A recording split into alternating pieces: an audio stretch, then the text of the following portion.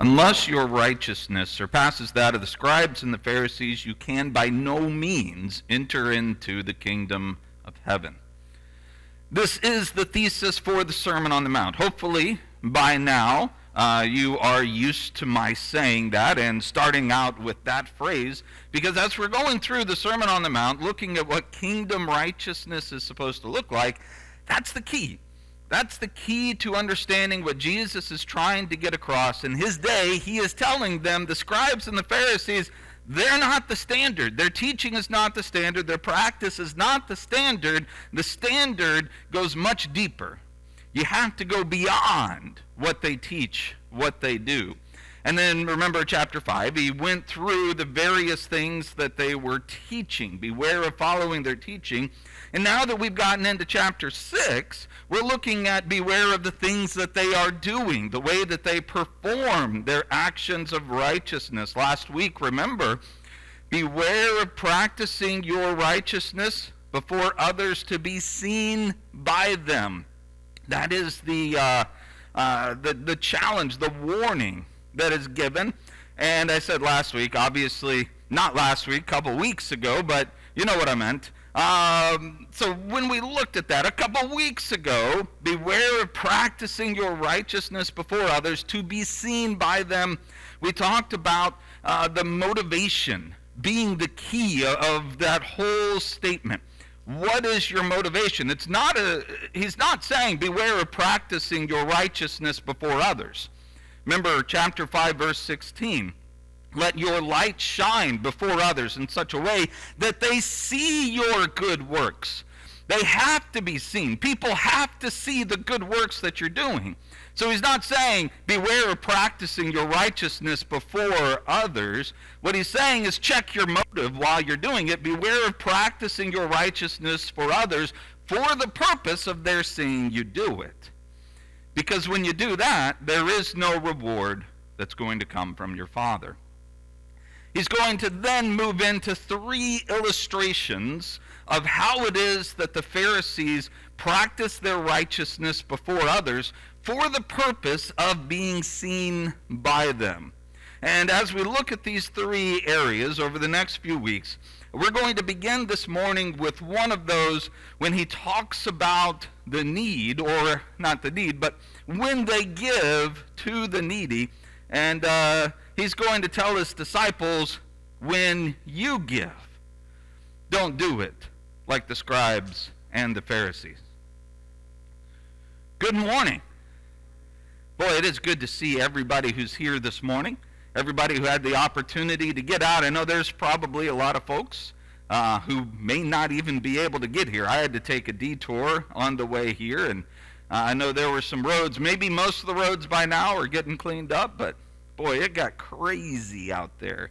But hopefully everybody is safe. A few folks at home who are able to join in, hopefully you are safe, and everybody is doing well. I know we are without power still, and I guess Richard said earlier they are probably not alone. There's probably a lot of folks right now. Maybe a good idea to take some time, check in, make sure that folks aren't needing help, needing anything in any way, and spend some time doing that, and just enjoying the fact, as John was saying, just being excited about the fact that here we are. We get to be here together even with all the things that might be stopping us. It is truly a blessing. We do have folks who are visiting with us, and I'm going to just give an apology right now. I haven't been, if you're visiting with us, I'm not ignoring you on purpose this morning. I thought we were going to be doing one thing when we came in and found out we could do something else. And so I started running around like a chicken with his head cut off, getting everything set up. So I do apologize for those of you who may feel like, hey, we've been sitting here and folks aren't, some of the folks aren't even coming up and talking. Well, give me a chance afterwards. I'd love to meet you, get to know you, and really, really appreciate the fact that you are here with us. Because quite frankly, there's a whole lot of other places maybe that you could have gone, maybe not. I guess Richard said there are some places that are without power. But you're here with us. It makes us feel special. we're really glad you're here. And we appreciate that you've chosen to be here with us this morning. And I hope that you will be encouraged. I think all of us, I hope we'll find encouragement in the lesson that Jesus gives here from Matthew chapter 6, Jesus teaching on giving from the Sermon on the Mount. Now, as we get into Matthew chapter 6, remember he's already said, beware of practicing your righteousness before others to be seen by them. Therefore, that is the context that we are referring about. This applies to those who would give with improper motivations. They're wanting others to see it. Those are the folks that Jesus is referring to, that Jesus is talking to here. For those who are not seeking the praise of men, who are just giving because that's what they're supposed to do, this section doesn't necessarily apply to them. Those aren't the ones to whom Jesus is referring. As we said before, Matthew 5:16 demonstrates you're supposed to go out and do things in such a way that others are able to see them. However, for those whom they may genuinely, yes, want to help their fellow man out, but while doing so, when they're going to do it, they're kind of turning around, looking to see who's seeing me right now. Who's seeing this? Who's looking? You know, it's like that episode of Seinfeld. Remember the calzone episode of Seinfeld? When George put a tip in the tip jar at the restaurant and the guy turned around and he didn't see the tip go in, and he says, it doesn't count if they don't see it. And so the next time he went in, he put the tip in the jar. The guy turned around at the wrong time, so George went to pull the tip out so he could do it again when the guy was looking, but the guy saw him pulling the tip out, you know. It's like that kind of an attitude where you say it doesn't count if no one else is seeing it, right? Well, if that's the way your mindset is when it comes to giving, that it doesn't matter unless there's someone out there viewing, folks, this section might just be for you.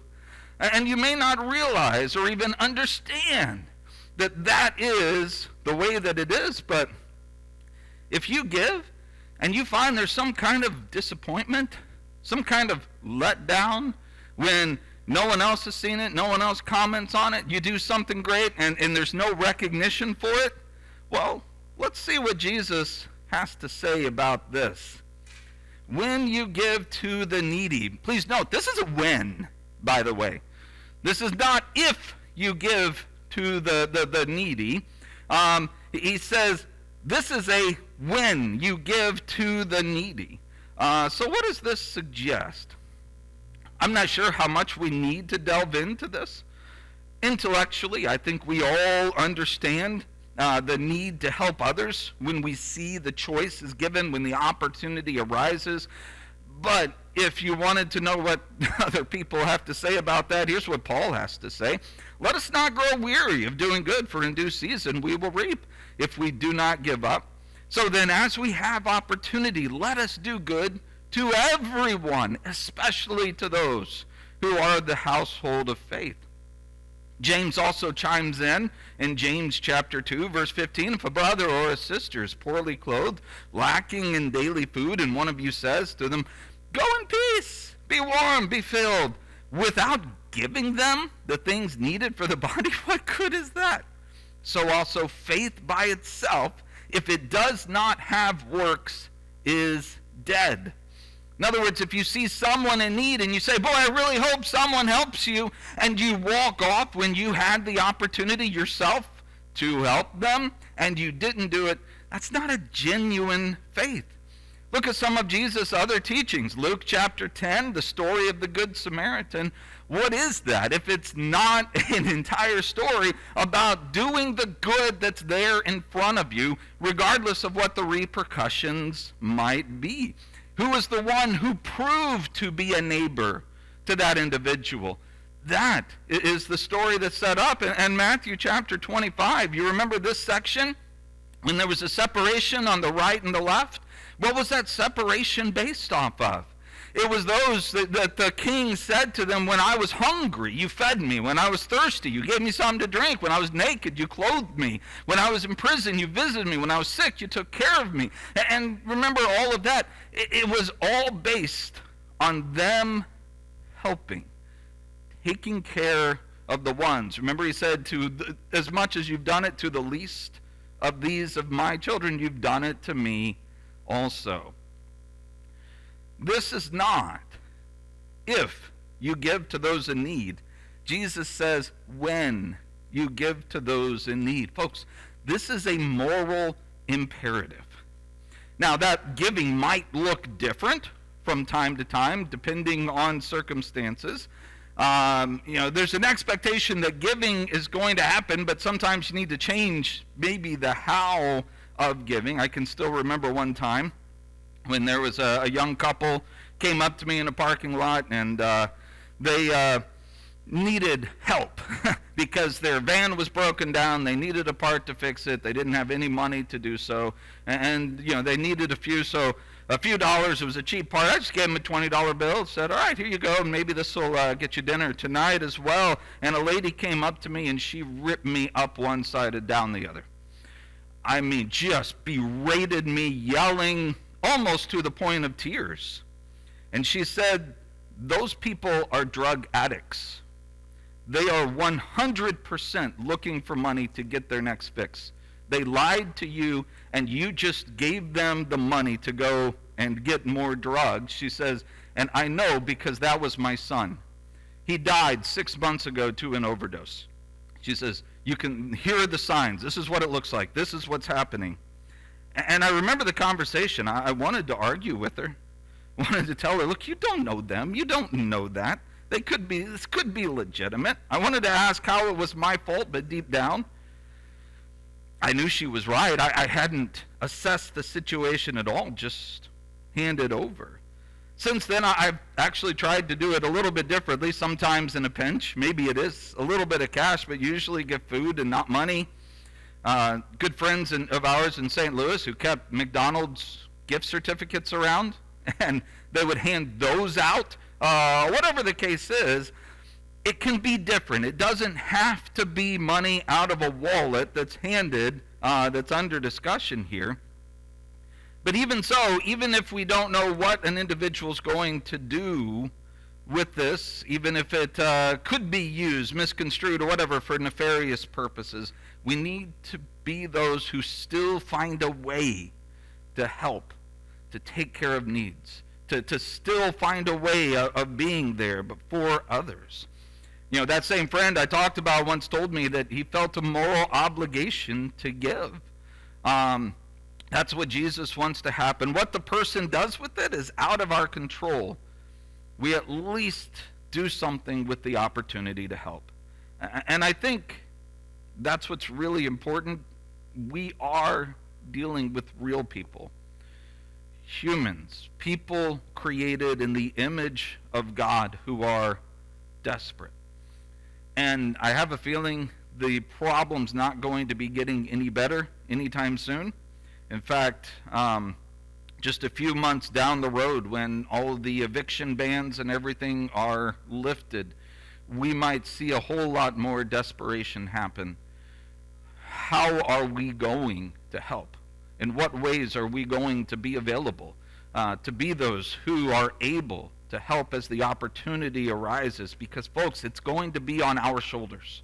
As Christians who have something to give, we must be those who don't look upon others with disgust, disdain, or indifference. We need to be those who are determined to help, even if it's just a little. We especially need to be looking after our own, making sure that those of us who are of the household of God do not find themselves in the desperate situations. Folks, Jesus doesn't say if you give. He says when you give. As we have opportunity and means, we need to provide for, take care of, help those in need. This is non-negotiable part. This is a non-negotiable part of what it means to be a Christian. Now he goes from there saying that when you give to the needy, do not sound a trumpet before you. This section is kind of a little bit problematic. He says, "Do not sound a trumpet before you as the hypocrites do in their synagogues and streets, so that they can be praised by others." At a glance, it's pretty straightforward, especially when you compare it to the other two sections we're going to eventually get to, and you see the commonalities between them. When the Pharisees went around giving alms, it seems that they would either blow a trumpet or have someone blow a trumpet to announce that they were giving alms, and Jesus says, "Don't do that." Sounds pretty straightforward, right? Is this exactly what happened? That people carried their trumpets around with them and announced it?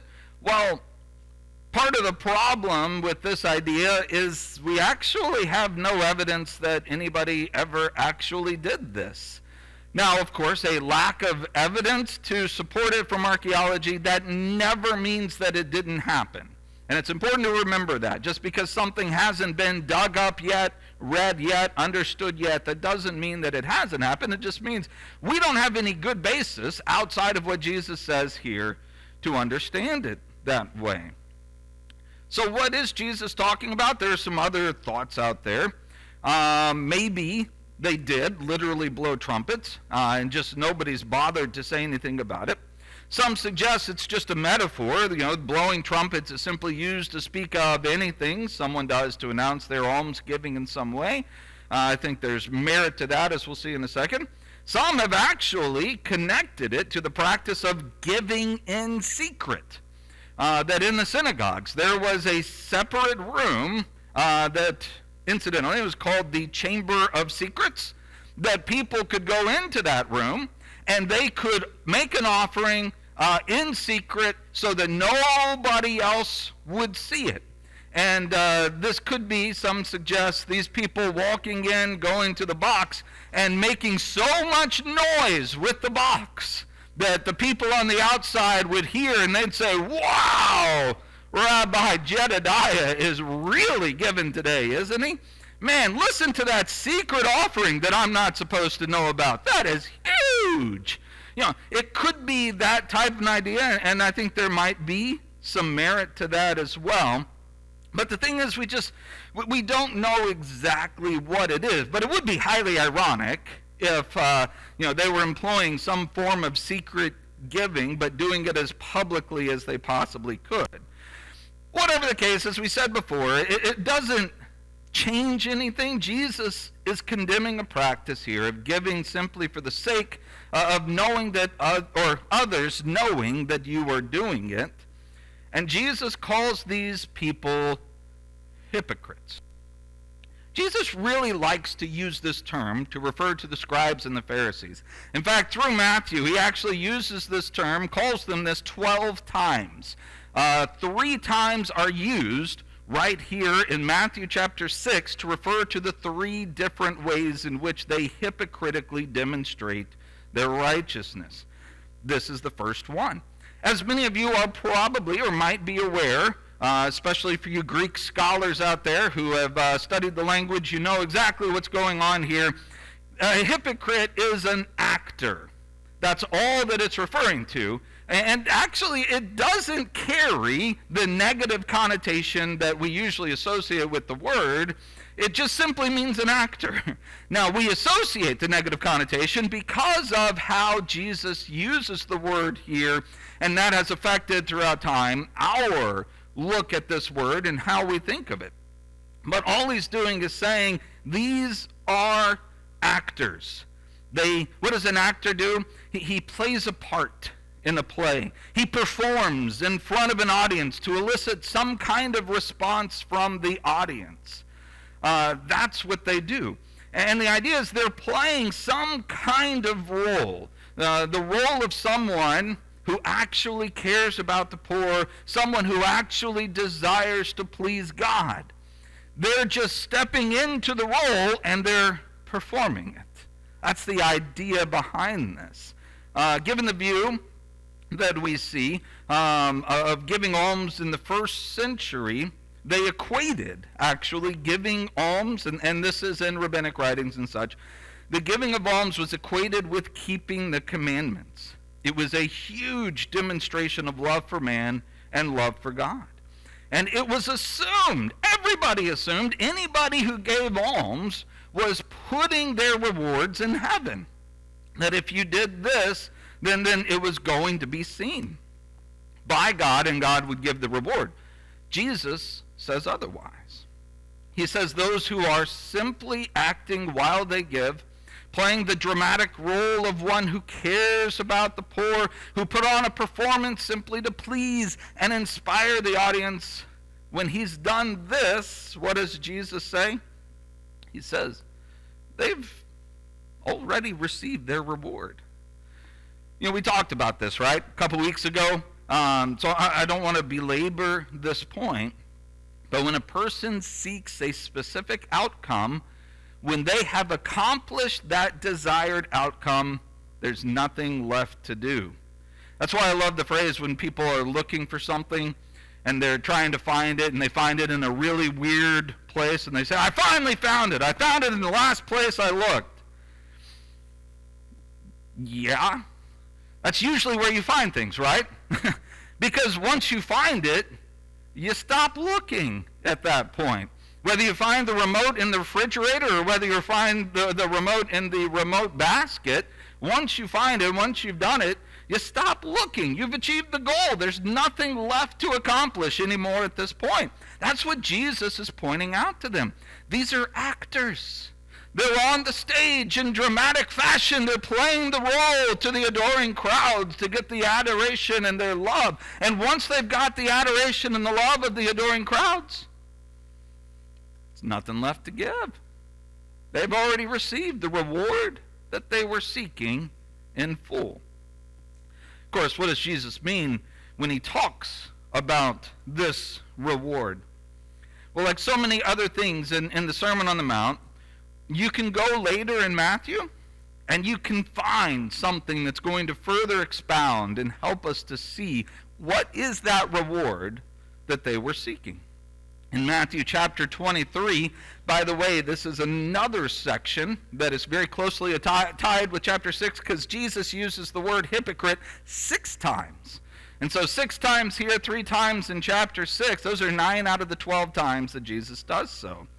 Here in Matthew chapter 23, starting verse 5, he's talking about the scribes and Pharisees. He says, they do all their deeds to be seen by others. For they make their phylacteries broad and their fringes long. They love the place of honor at feasts and the best seats in the synagogues and the greetings in the marketplace and being called rabbi by others. Folks, this is what Jesus is talking about.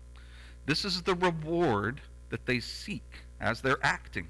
They love to be seen as the rock stars of the day, the ones who get the places of honor at the banquets, the places of honor in the synagogues, the greetings that they get in the public square as the crowd parts for them as they go through, because everyone respects the righteous and pious rabbis. And they call them rabbis. It feels good when people know your place of importance and they give over to that. Jesus says when that's what you want and that's what you get, there's nothing else for God to give you. You already got what you wanted. It's already finished. There is no further reward because the motivation was never to please God. They were just acting, and they were wrong. There is no eschatological reward for them. Remember we talked about this term, eschatological, that which deals with the end times. There is no end times future reward for them. They simply have their rewards here on earth. But a true kingdom citizen wouldn't concern himself with the rewards on earth. It's all about, for a kingdom citizen, the treasures in heaven.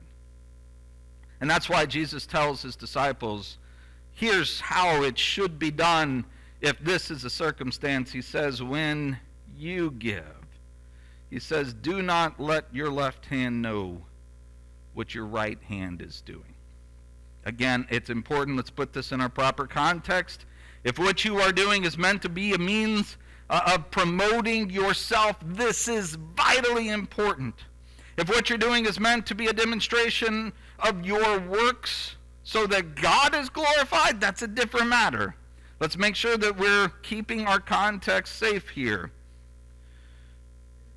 But before we become too cavalier and assume that we've got it all figured out, that's not a problem for me. I don't care what other people say. I'm only doing this for the glory of God. If someone says something to us and we always, deflect it to God's glory, I think it's important to maybe double check, triple check your motives just to make sure. We need to make sure what is being done for the glory of God. And that might mean that we still need to do things anonymously sometimes, or simply in the name of God, given the cultural climate that we live in today, where when people see ostentatious displays, they ascribe motives that maybe weren't there. So to recap this, if you know you struggle with big head syndrome, follow Jesus' protocol. If you feel like giving might be misconstrued to give glory to you and not God, then maybe you follow Jesus' protocol. So what is the protocol? He says, do not let your left hand know what your right hand is doing. Obviously, this is figurative. I'm not sure how many people have independently sentient hands able to think for themselves, but we understand. What this means is we should be very secretive about this. This does not require a lot of commentary, does it? I think we know what this means. Do it in a way that only those who need to know will know what's happening. It's pretty simple. He says, when you do that, your Father who sees what you're doing in secret will reward you. It's pretty simple, right? Your Father who sees what you're doing in secret will reward you. There may be others who will see, but what's important is the one that you know will see. And that is the Father. He's the one we're trying to glorify. He's the one we're trying to please. But even there, I think it's still important to make very slight clarification on this. Because this isn't even something that we're supposed to do to be seen by the Father.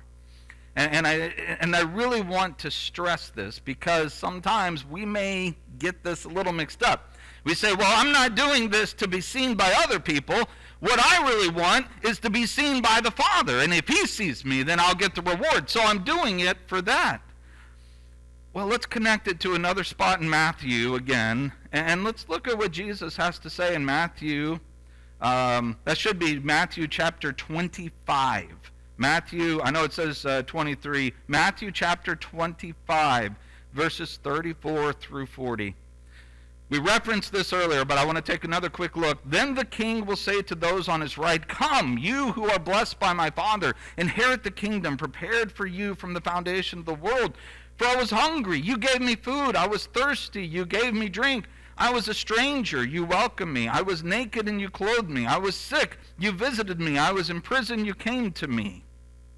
You know this setup. You've seen this passage before. And the real key to this and understanding what's happening here starts in verse 37 with a key word that they repeat back. That word is when. They're scratching their head and they're saying, well, hold on a second, King. When? When did this happen? When did we see you hungry and feed you? When did we see you thirsty and give you something to drink? When did we see you without clothing? When did we see you in prison? When did we see you sick? When did we see all of these things? We've never done that to you and for your benefit. And the king says, well, yeah, but as you've done this to the least of mine, you've done this to me also. What was their motivation? Remember, motivation is key. What was their motivation? Were they doing these things so that the king would see them? Were they doing them to say, well, I really don't want to help here, but I know the king is watching me right now, so I guess I better ought to just do it anyway. And so you do it so that you can be seen by the king. Is that their motivation? Did they know when they were doing these things for one another that they were doing them for the king? Apparently not. The king afterwards tells them, as much as you did it to the least of my brothers, you've done them to me also. Well, what's the implication here concerning their motive?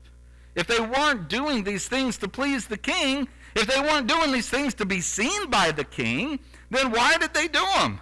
Folks, they did them because it's the right thing to do. That's what it means to love your brother and love your neighbor as you love yourself. They did them because they were compassionate, because they saw the need and they knew that they could do something about the need, so they simply did it. They were simply altruistic, and they followed through on what they knew to be the most important things in life: loving God, loving your neighbor. Even though they did not do these things for an audience, whether the audience be other people, or they didn't do it to be seen by God. He was not an audience in their mind either. They simply did it. And the king saw it. They weren't doing it to be seen by the king, but the king still saw it. And they got their reward. I hope you can see just how important this concept for Matthew 25 is. Motivation matters. It's not just that the act gets done. It's that the act gets done with the proper motivation. If you're doing these actions, which are supposed to be acts of love for one person to another, and you're doing them for any other motivation than to love your neighbor as you love yourself, then we're hypocrites at that point. We're simply actors on a stage, performing works that are supposed to be works of love, but we're doing it for an audience and doing it for a different reason. Even if the one we're trying to do them for is God, is the Father, even then, our motivation is different. Because the motivation is supposed to be the love you have for your neighbor, with or without reference to who is watching. If we're doing these things because we want the reward from God in the end, and not because we genuinely love our fellow neighbor as we love ourselves, the right thing might get done, but we're still not fulfilling the purpose for which Jesus is referring.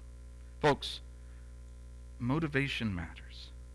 We need to be people who do acts of love towards others with actual love in our hearts, or else we're simply putting on a show. Even if the audience we're hoping to please is God and not fellow man, it's still a show. We're still just pretending to love when we really don't. That danger is just as real. Beware of practicing your righteousness before others to be seen by them, for there will be no reward in that instance. Instead, we need to practice our righteousness to help, to better our fellow man, to show compassion towards them, to demonstrate the love that we have towards them. When we do that, the Father who sees in secret will give us that great reward. Let's bow together. Our great and amazing Father in heaven, we love you. We desire to please you, but we also desire to demonstrate your love to others so that you may be glorified. May you be glorified in us. Help us to be genuine in our giving, to care for others, and never to simply put on a performance. Give us the wisdom to truly tell the difference. We thank you for the gift of your Son, the greatest act of love the world has ever seen. And it is in Jesus' name we now pray. Amen.